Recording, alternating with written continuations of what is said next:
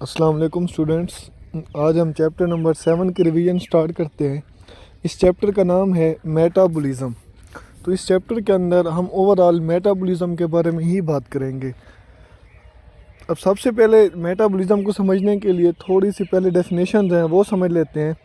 सबसे पहले है chemical reaction. Chemical reaction is a process in which one or more substances, the reactants, are converted into one or more different substances.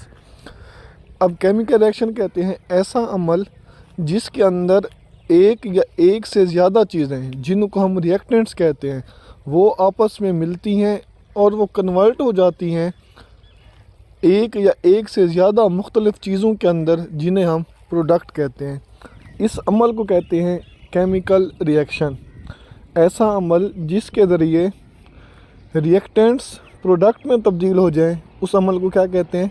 Chemical reaction. अब ये जो chemical reaction है ये हर time इस दुनिया के अंदर हो रहे होते हैं। Those chemical reactions which are taking place in living organisms are called biochemical reaction. ऐसे केमिकल रिएक्शन जो ज़िंदा जानदारों के जिस्म के अंदर हो रहे होते हैं उनको कहते हैं बायोकेमिकल रिएक्शन। उसके बाद है मेटाबॉलिज्म। इसकी डेफिनेशन है पहली लाइन में दूसरा हिस्सा है the sum of all chemical reactions going on within the each cell of living organism for the maintenance of sustainability of life. किसी भी जानदार के जिस्म के अंदर या किसी भी जानदार को ज़िंदा रखने के लिए उसके जिस्म के अंदर होने वाले तमाम रिएक्शंस, इनको क्या कहते हैं? मेटाबॉलिज्म। अब ये मेटाबॉलिज्म दो तरह के होते हैं। एक है कैटाबॉलिक रिएक्शन, दूसरे हैं एनाबॉलिक रिएक्शन। अब कैटाबॉलिक की डेफिनेशन है पहली लाइन के आखिर में biochemical reactions which break down complex molecule into simpler molecules. ऐसे केमिकल रिएक्शन जिसमें एक बड़ी चीज़ टूट कर छोटी चीज़ों में तब्दील हो जाए उन रिएक्शन को कहते हैं मेटाबॉलिक रिएक्शंस। जिस तरह सेलुलर रिस्पिरेशन का अमल है, ग्लूकोज टूटता है कार्बन डाइऑक्साइड और वाटर के अंदर। उसके बाद है एनाबॉलिक रिएक्शन। इसकी डेफिनेशन है पहली लाइन के अंदर ही reactions which build complex molecules from simpler molecules. ऐसे केमिकल रिएक्शन जिसमें छोटी छोटी चीज़ें आपस में मिलकर एक बड़े मॉलिक्यूल्स को बनाएं उसको कहते हैं एनाबॉलिक रिएक्शन, जिस तरह फोटोसिंथेसिस। उसके बाद है enzymes and their characteristics. Enzymes तीसरी लाइन में डेफिनेशन है enzymes are biologically active globular proteins made by living cells which tremendously speed up the biochemical reactions। अब एंजाइम्स किसे कहते हैं? एंजाइम कहते हैं ऐसे ग्लोब्यूलर गोल शक्ल के प्रोटीन के बने हुए मॉलिक्यूल जिनका काम होता है होने वाले केमिकल रिएक्शंस को तेज़ करना।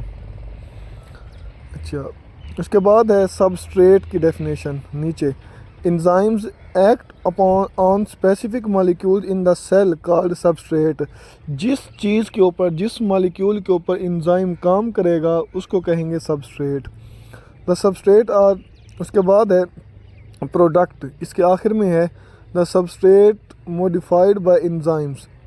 वो चीज़ वो सबस्ट्रेट जिसके ऊपर एंजाइम ने काम किया उसको कहेंगे सबस्ट्रेट। जिस चीज़ के ऊपर एंजाइम ने काम किया उसे कहेंगे सबस्ट्रेट, और एंजाइम ने उस सबस्ट्रेट को जिस चीज़ में कन्वर्ट किया उसे कहेंगे प्रोडक्ट।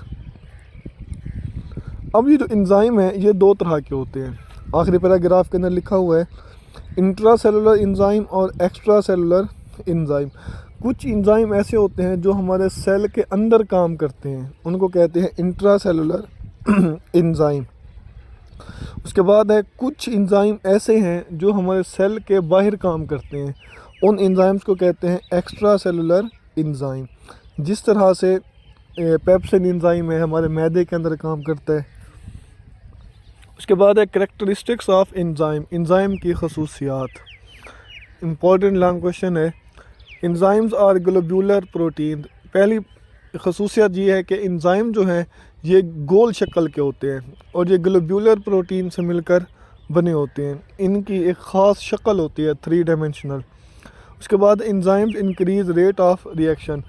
अब ऐसा रिएक्शन जिसके अंदर एंजाइम इस्तेमाल हो रहा होता है वो रिएक्शन लाखों करोड़ों गुना तेज़ होता है बजाय उस रिएक्शन के जिसके अंदर एंजाइम शामिल नहीं होते। तो हम ये कह सकते हैं कि एंजाइम जिस रिएक्शन के अंदर इस्तेमाल होंगे वो रिएक्शन तेज़ होगा और जल्दी होगा। Enzymes are required in small quantity. तीसरी खसूसियत, अब ये जो एंजाइम है ये किसी भी रिएक्शन के अंदर बहुत ही थोड़ी मिकदार में ज़रूरत होते हैं। उसकी वजह ये है कि ये जो एंजाइम है ये जब किसी रिएक्शन के अंदर इस्तेमाल होंगे तो ये ख़त्म नहीं हो जाएंगे बल्कि अपना काम करके ये अलहदा हो जाएंगे और अपनी उसी शक्ल में ही कायम रहेंगे। इसलिए ये बहुत ही थोड़ी मिकदार में किसी भी रिएक्शन के लिए ज़रूरत होते हैं। उसके बाद है एंजाइम्स आर स्पेसिफिक। अब ये जो एंजाइम है हर रिएक्शन के लिए, हर सबस्ट्रेट के लिए एंजाइम अलग अलग मखसूस है। जिस तरह का रिएक्शन होना होगा, फॉर एग्ज़ाम्पल अगर आपने प्रोटीन का कोई रिएक्शन करवाना है, प्रोटीन को डाइजेस्ट करवाना है तो आपने पेप्सिन एंजाइम इस्तेमाल करना है। अगर आपने लिपिड का करना है तो लाइपेज एंजाइम इस्तेमाल करना है। तो इसलिए हम कह सकते हैं कि जो एंजाइम है ये मखसूस होते हैं। उसके बाद है एंजाइम्स रिक्वायर कोफैक्टर। अब कोफैक्टर किसे कहते हैं? The non protein part of enzyme, या many enzymes require an additional non protein component for their proper function. कुछ एंजाइम्स को अपना सही तरह से काम करने के लिए प्रोटीन के अलावा किसी और चीज़ की भी ज़रूरत होती है। उस प्रोटीन के अलावा जो चीज़ होगी उसे कहेंगे कोफैक्टर। अच्छा, अब कुछ एंजाइम्स को कोफैक्टर की ज़रूरत होती है। अब ये जो कोफैक्टर हैं ये कौन से होंगे? ये तीन तरह के हो सकते हैं: एक्टिवेटर, प्रोस्थेटिक ग्रुप और को एंजाइम। अब एक्टिवेटर किसे कहते हैं? Some enzymes require detachable inorganic ion such as cofactor called activator, zinc, iron, copper. कुछ एंजाइम्स को काम करने के लिए जो कोफैक्टर चाहिए होता है वो इनऑर्गेनिक चाहिए होता है। जैसे कोई भी आयन हो गया, जैसे जिंक है, कॉपर है, आयरन है। उसके बाद है प्रोस्थेटिक ग्रुप। अगर वो नॉन प्रोटीन पार्ट, अगर वो कोफैक्टर एंजाइम के साथ मजबूती से जुड़ा हुआ होगा तो उसको क्या कहेंगे? Prosthetic group. जैसे एग्जांपल है फैड, FAD, फैड। उसके बाद है को एंजाइम। अब अगर वो कोफैक्टर एंजाइम के साथ मजबूती से जुड़ा हुआ नहीं है उसको क्या कहेंगे? को एंजाइम। जैसा कि coenzyme A, vitamin A and C। उसके बाद है regulation of enzyme production and activity. Synthesis of enzyme within the cell and can be increased और decreased by a cell according to requirements. अब उस cell के अंदर enzymes का बनना ये डिपेंड करता है कि उस सेल को कितना ज़रूरत है एंजाइम की। अगर तो वो एंजाइम ज़्यादा इस्तेमाल होने हैं सेल के अंदर तो सेल उसको ज़्यादा तैयार करेगा। अगर कम तादाद में इस्तेमाल होने हैं तो सेल उसको कम तादाद में तैयार करेगा। Enzymes make metabolic pathway. अब कुछ एंजाइम जो हैं वो एक सीरीज़ के अंदर काम करते हैं, आपस में एक चेन की सूरत में काम करते हैं। एक एंजाइम क्या करेगा? एक सबस्ट्रेट के ऊपर काम करेगा, उसे प्रोडक्ट में तब्दील करेगा, फिर वो एंजाइम क्या करेगा? अपना प्रोडक्ट अगले एंजाइम को दे देगा, फिर वो उसे मज़ीद तोड़ेगा, फिर वो अगले को दे देगा। तो इसी तरह से इसको कहते हैं मेटाबॉलिक पाथवे। ये जो एक तरतीब के साथ एक चेन की सूरत में काम करते हैं। तो इसलिए हम कह सकते हैं कि ये जो एंजाइम होते हैं ये मेटाबॉलिक पाथवे की सूरत में भी काम करते हैं। जैसे अपना एक प्रोडक्ट दूसरे को कन्वर्ट करते रहते हैं ये। उसके बाद है एनर्जी ऑफ एक्टिवेशन। अब इसकी डेफिनेशन बड़ी इंपॉर्टेंट है, शुरू में ही है। Minimum amount of extra energy required to activate the molecule to react और स्टार्ट द रिएक्शन। किसी भी केमिकल रिएक्शन को स्टार्ट करने के लिए जो कम से कम इजाफी एनर्जी चाहिए होती है उसको कहते हैं एक्टिवेशन एनर्जी। अब ये जो एंजाइम होते हैं ये उस एक्टिवेशन एनर्जी को, वो जो एनर्जी की ज़रूरत है एक्स्ट्रा, उसको कम करते हैं। अच्छा, कैसे कम करते हैं?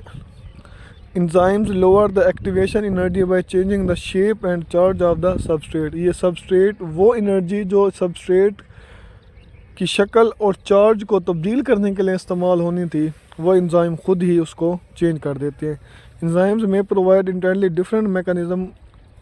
अच्छा, हर एंजाइम फिर मुख्तलिफ किस्म के तरीक़ों से एक्टिवेशन एनर्जी को कम कर सकते हैं। उसके बाद है मैकेनिज़्म ऑफ एंजाइम एक्शन कि एंजाइम ये काम कैसे करते हैं। Most enzymes are far larger protein molecule than the substrate they act on. कुछ एंजाइम उस सबस्ट्रेट से भी बड़े होते हैं जिसके ऊपर उन्हें काम करना होता है। Specific part on the globular surface of enzyme where substrate bind and actually take part in called active site. अब एंजाइम के ऊपर वो साइट, वो जगह जिसके ऊपर असल में आके सबस्ट्रेट अटैच होता है और प्रोडक्ट में तब्दील हो जाता है, उस जगह को कहते हैं एक्टिव साइट। अब एक एक्टिव साइट होती है, ये एंजाइम का एक छोटा सा हिस्सा होता है। अब पूरा एंजाइम इस्तेमाल नहीं होता, बल्कि उस एंजाइम की वो एक्टिव साइट ही रिएक्शन के अंदर इस्तेमाल होती है। अब होता क्या है कि एंजाइम आता है, सबस्ट्रेट के साथ अटैच होता है और एक शक्ल बन जाता है जिसे कहते हैं एंजाइम सबस्ट्रेट कम्प्लेक्स। अच्छा, जब ये एक बार बन जाता है एंजाइम सबस्ट्रेट कम्प्लेक्स, तो एंजाइम की एक्टिव साइट क्या करती है, उस सबस्ट्रेट को प्रोडक्ट में तब्दील कर देती है। अच्छा, अब देखें होता क्या है, अब देखें हुआ क्या, एंजाइम और सबस्ट्रेट आपस में मिले, एंजाइम सबस्ट्रेट कम्प्लेक्स बन गया।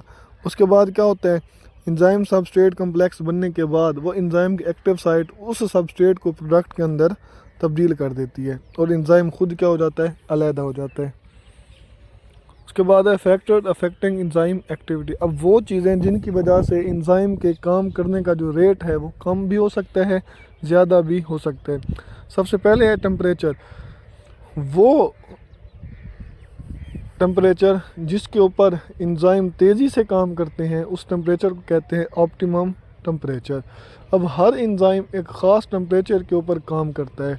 कुछ एंजाइम कम टेम्परेचर के ऊपर काम करते हैं, कुछ ज़्यादा के ऊपर काम करते हैं।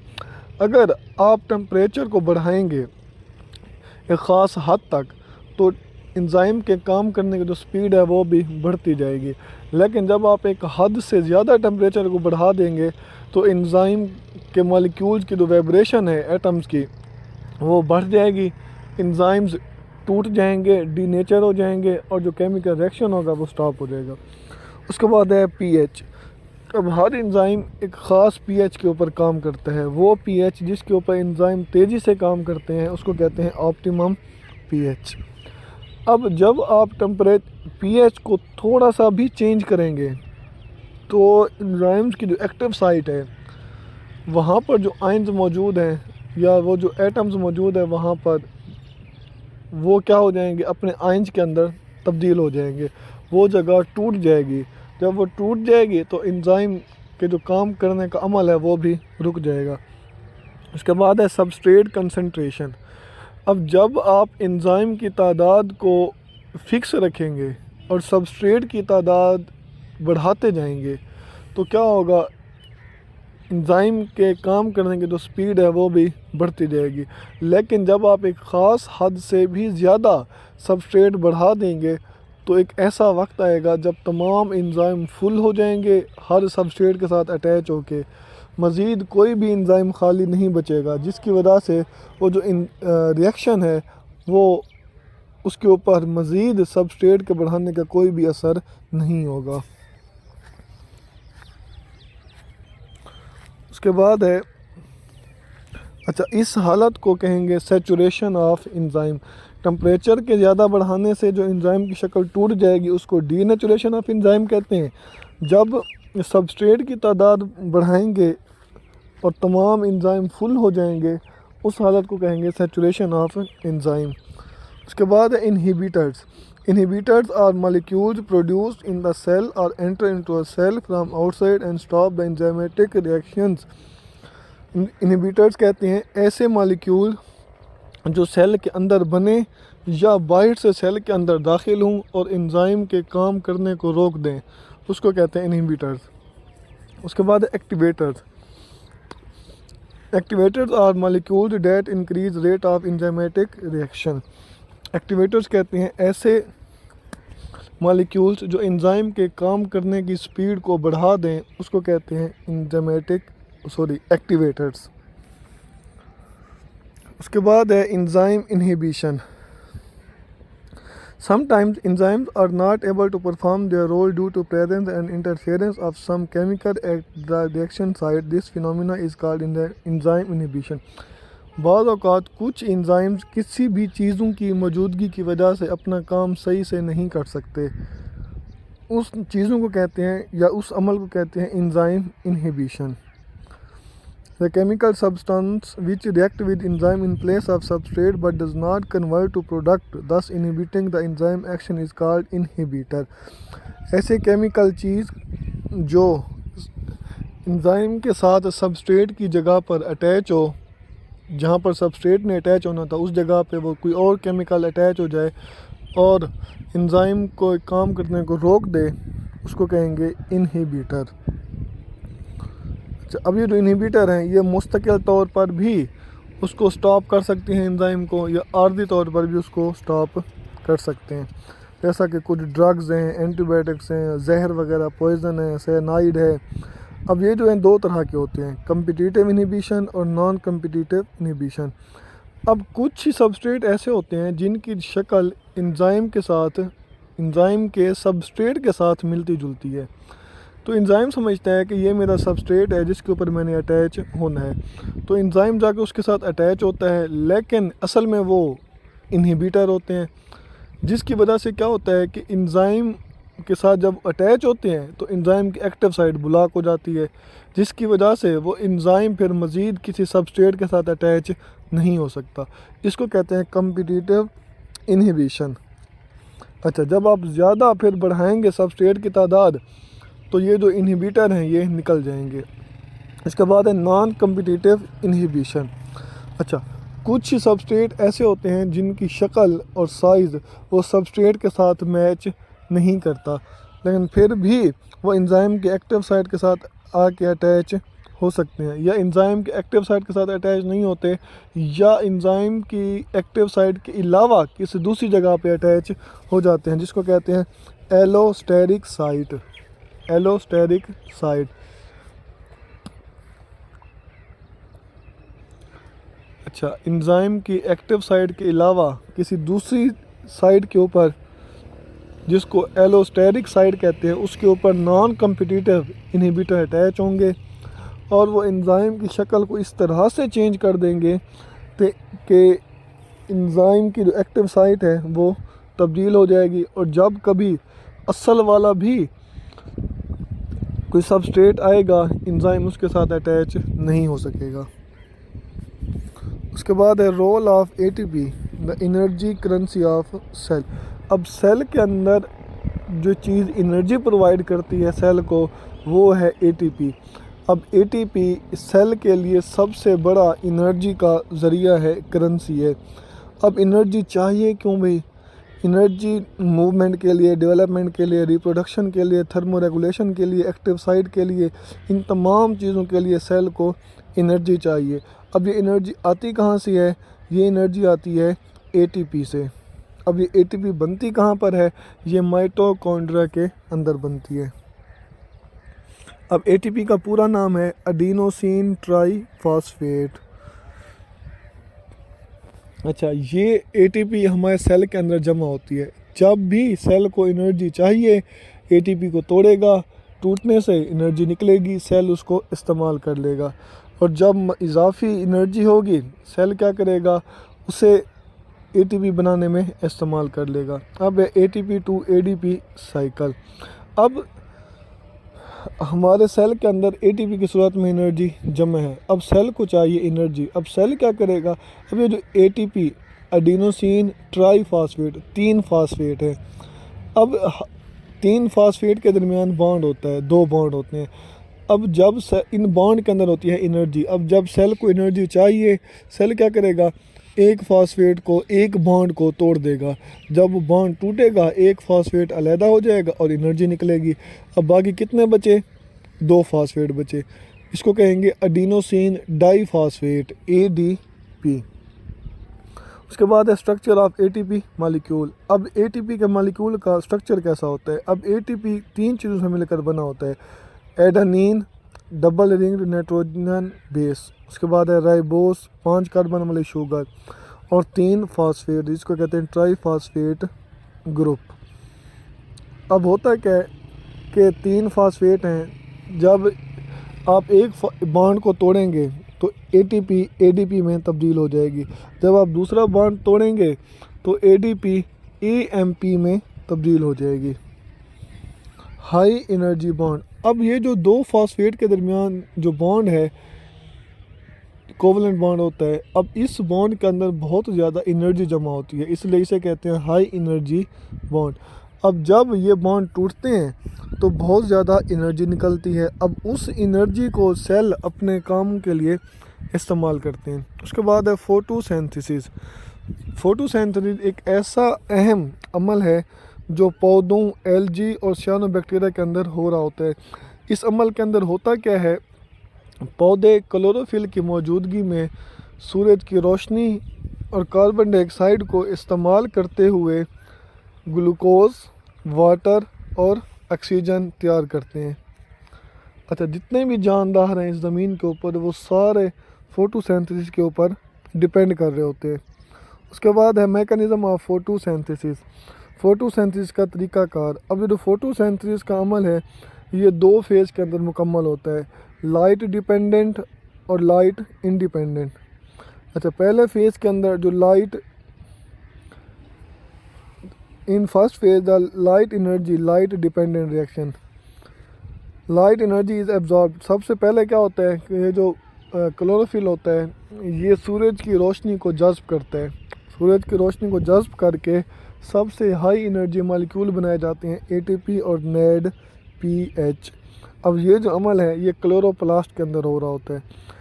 अच्छा, क्योंकि इसके अंदर रोशनी इस्तेमाल हुई है, ऐसा रिएक्शन जो रोशनी की मौजूदगी में हो उसको कहते हैं लाइट डिपेंडेंट रिएक्शन। अच्छा, दूसरे रिएक्शन में क्या होता है जो लाइट इंडिपेंडेंट रिएक्शन है, जिसको हम डार्क रिएक्शन भी कह सकते हैं। इसके अंदर क्या होता है, उस ATP और NADPH को तब्दील किया जाता है ग्लूकोज के अंदर।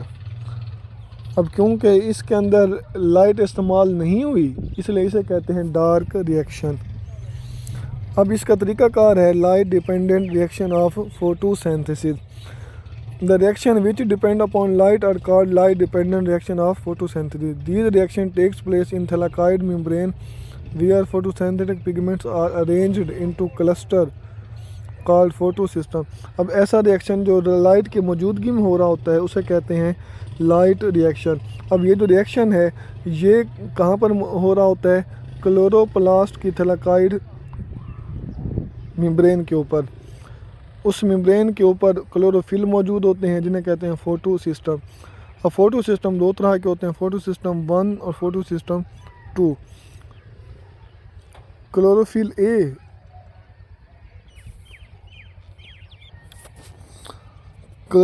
ए और फोटो सिस्टम 2। फोटो सिस्टम 2 का जो क्लोरोफिल ए होता है वो रोशनी को जज़्ब करता है और उसमें से 2 इलेक्ट्रॉन निकलते हैं। 2 इलेक्ट्रॉन आगे कहाँ चले जाते हैं, प्राइमरी इलेक्ट्रॉन एक्सेप्टर के पास। उसके बाद उसी वक्त ये जो रोशनी की वजह से पानी का मॉलिक्यूल टूट जाता है और 2 हाइड्रोजन से इलेक्ट्रॉन निकलते हैं। अब ये जो इलेक्ट्रॉन निकले हैं, splitting of water takes place to compensate the electron loss of light affected chlorophyll of photo system 2। अब वो जो पानी टूटेगा उसमें से जो हाइड्रोजन अलहदा होंगे वो हाइड्रोजन 2 इलेक्ट्रॉन देंगे और वो किधर चले जाएंगे, वहाँ पहले फोटो सिस्टम 2 के पास जहाँ से इलेक्ट्रॉन निकले थे। उसके बाद जो ऑक्सीजन होगा वो भी स्टोमेटा के ज़रिए से निकल जाएगा। Electron pair from primary electron acceptor passes through a chain of molecule called electron transport chain. अब वो जो इलेक्ट्रॉन निकले थे फोटो सिस्टम 2 से वो किसके पास चले जाएंगे, इलेक्ट्रॉन ट्रांसपोर्ट चेन के पास। जैसे ही वो वहाँ से गुजर रहे होंगे एनर्जी को खारिज करेंगे। Light also act on photo system 1 which give us an electron pair. अब ये जो रोशनी है वो फोटो सिस्टम 1 पे भी पड़ती है जिसमें से इलेक्ट्रॉन निकलते हैं। अब वो इलेक्ट्रॉन और ये पानी के हाइड्रोजन के इलेक्ट्रॉन ये आपस में मिलते हैं और NADP को NADPH में तब्दील कर देते हैं। उसके बाद है light independent reaction of photosynthesis, बहुत इंपॉर्टेंट है ये। अच्छा, ऐसा रिएक्शन जो लाइट की गैर मौजूदगी में हो रहा होता है उसे कहते हैं लाइट इंडिपेंडेंट या डार्क रिएक्शन। अब इसमें क्या होता है, ATP और NADPH को तब्दील किया जाता है किसके अंदर, ग्लूकोज के अंदर। और once the light reaction produce ATP and NADP। जब ये एटीपी और NADP बन जाते हैं और photosynthetic cell can fix carbon dioxide to synthesise sugar molecule, तो फिर क्या होता है, इनको तब्दील किया जाता है शुगर के मॉलिक्यूल ग्लूकोज के अंदर। अच्छा, ये रिएक्शन कहाँ हो रहा होता है? क्लोरोप्लास्ट की स्ट्रोमा के अंदर हो रहा होता है। ये किसने शुरू करवाया था? मेल्विन कैल्विन ने ये डिस्कवर किया था। Carbon dioxide combines with an already existing 5 carbon molecule RGBP to form 6 carbon intermediate molecule. अब ये जो कार्बन डाइऑक्साइड है ये 5 कार्बन वाले मॉलिक्यूल के साथ मिलता है RGBP के साथ और क्या बना देता है? 6 कार्बन वाला मॉलिक्यूल। फिर ये 6 कार्बन वाला मॉलिक्यूल टूटता है और 2 मॉलिक्यूल में तब्दील हो जाता है। अब फिर होता क्या है, अब ये जो हर एक 3 कार्बन वाले मॉलिक्यूल्स को तब्दील किया जाता है किसके अंदर? 3 कार्बन वाले शुगर मॉलिक्यूल के अंदर। किसको इस्तेमाल करते हुए? NADPH और ATP को। These 3 carbon sugar molecule are used to synthesise glucose. अब ये 3 कार्बन वाले शुगर मॉलिक्यूल्स को आपस में मिलाया जाता है और क्या तैयार किया जाता है? शुगर का मॉलिक्यूल और इसके अलावा वही 5 कार्बन वाला मॉलिक्यूल RGBP। उसके बाद लिमिटिंग फैक्टर ऑफ फोटोसिंथेसिस, वो कौन सी चीज़ें हैं जिनकी वजह से फोटोसिंथेसिस का अमल रुक सकता है या ज़्यादा हो सकता है या रुक सकता है? सबसे पहले है लाइट, उसके बाद है कार्बन डाइऑक्साइड, उसके बाद है टेम्परेचर। ये वो 3 चीज़ें हैं जो फोटोसिंथेसिस के अमल के ऊपर असर करती है। मोर light intensity and duration of light, अगर ज़्यादा लाइट होगी, ज़्यादा टाइम के लिए लाइट होगी तो फोटोसिंथेसिस का अमल भी तेज़ हो जाएगा। अगर कार्बन डाइऑक्साइड ज़्यादा होगी तो फोटोसिंथेसिस का अमल भी ज़्यादा हो जाएगा। अगर टेम्परेचर ज़्यादा होगा एक ख़ास हद तक तो भी फोटोसिंथेसिस का अमल ज़्यादा हो जाएगा। उसके बाद है रिस्पायरेशन। इसकी दूसरी लाइन के आखिर में है definition, the process by which energy is produce from food is called respiration. ऐसा अमल जिसके ज़रिए खुराक से एनर्जी बनाई जाए उसको कहते हैं रिस्पायरेशन, और ये हर किस्म के सेल के अंदर हो रहा होता है। अब ये जो रिस्पायरेशन का अमल है ये दो तरह का होता है, एनएरोबिक और एरोबिक रिस्पायरेशन। ऐसी रिस्पायरेशन जो ऑक्सीजन की मौजूदगी में हो रही होती है उसको कहते हैं एरोबिक रिस्पायरेशन, और ऐसी रिस्पायरेशन जो ऑक्सीजन की गैर मौजूदगी में हो रही होती है उसको कहते हैं एनएरोबिक रिस्पायरेशन। अब एनएरोबिक रिस्पायरेशन के अंदर क्या होता है, जो ग्लूकोज होता है वो मुकम्मल तौर पर नहीं टूटता बल्कि वो टूट कर किस में तब्दील हो जाता है? इथाइल अल्कोहल के अंदर या लैक्टिक एसिड के अंदर। लेकिन एरोबिक रिस्पायरेशन के अंदर क्या होता है कि जो ऑक्सीजन होता है, ग्लूकोज होता है, वो ऑक्सीजन की मौजूदगी में टूटता है और ATP में तब्दील हो जाता है। अब है एनएरोबिक रिस्पायरेशन। ऐसी रिस्पायरेशन जो ऑक्सीजन की गैर मौजूदगी में हो रही होती है उसको कहते हैं एनएरोबिक रिस्पायरेशन। अब इसका दूसरा नाम फर्मेंटेशन भी है। अब जब बग़ैर ऑक्सीजन की मौजूदगी में एक ग्लूकोज टूटेगा तो वो 2 तरह की चीज़ों में तब्दील हो सकता है, अल्कोहलिक फर्मेंटेशन में और लैक्टिक एसिड फर्मेंटेशन में। या जब आप ग्लूकोज को तोड़ रहे हैं ऑक्सीजन की गैर मौजूदगी में, और ये काम हो रहा है अगर किसी भी फंजाई के अंदर, तो फिर वो जो ग्लूकोज होगा वो जब टूटेगा तो वो क्या बन जाएगा? अल्कोहल बनेगा। लेकिन अगर आप ये काम बैक्टीरिया के अंदर कर रहे होते हैं तो क्या होगा? वो जो ग्लूकोज होगा वो टूटेगा और क्या बन जाएगा? लैक्टिक एसिड में तब्दील हो जाएगा। उसके बाद है इम्पोर्टेंस ऑफ एनारोबिक रिस्पायरेशन, इसकी अहमियत।